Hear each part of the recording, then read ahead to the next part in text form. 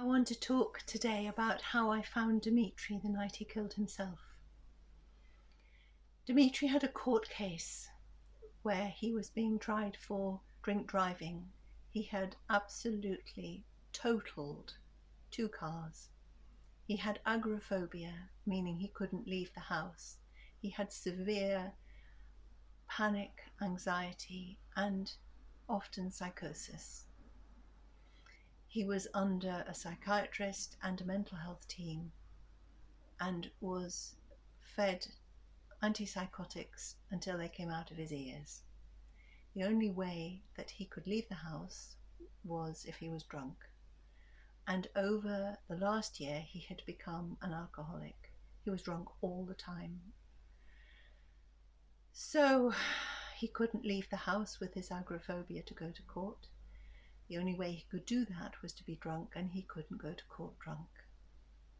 That final night, Dimitri, who lived in my annex here, was sitting on the sofa looking at the sun setting. I asked him if he was okay, and he said he was enjoying his final dusk. I went upstairs, and at about midnight I heard a noise. I came downstairs because the noise was not a normal noise. And I walked round to the annex and I found him hanging. He was 6'7", so his feet were still on the ground. And he was drunk. And I went up to him and I put my hand on his chest here, and I heard a flutter of a heart, like this.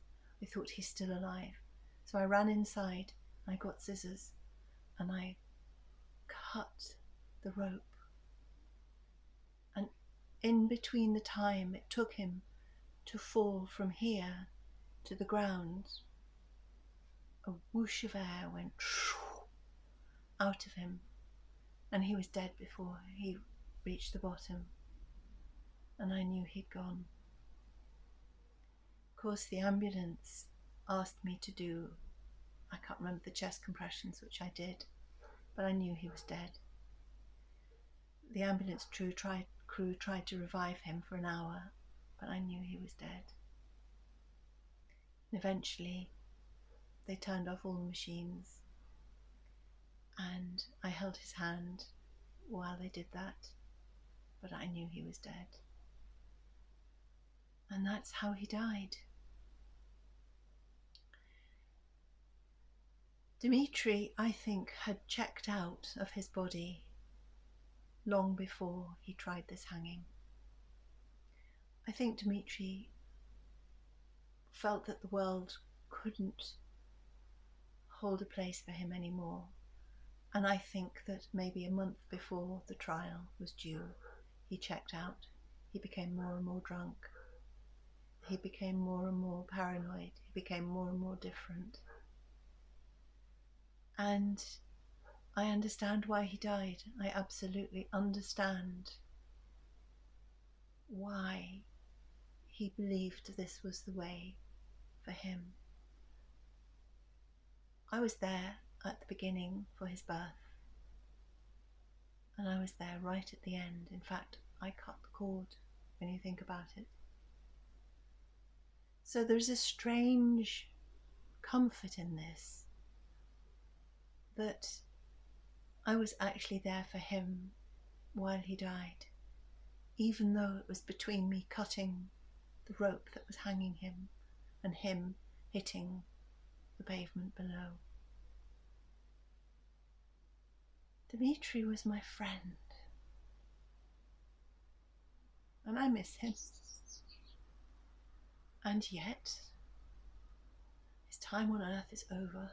There's nothing I can do about this except for celebrate the fact I had him for so long, 27 years, and that life goes on. I believe Dimitri was collected by his brother, Kostya, who died last year. And I found Kostya too. I was there at his beginning and his end. With Dimitri, though, I was allowed time with him on the patio in the early hours of the morning when the ambulance crew had turned off the machines. I was allowed maybe an hour with him, singing to him, stroking his face, telling him to find the light, thanking him, and then saying, "What the bloody hell have you done? How dare you leave me?" And then remembering that that doesn't help. So that's how Dimitri died. He is beautiful. He is still my boy. And I'm grateful that I was there. If he had to die, I was there for his death. More soon.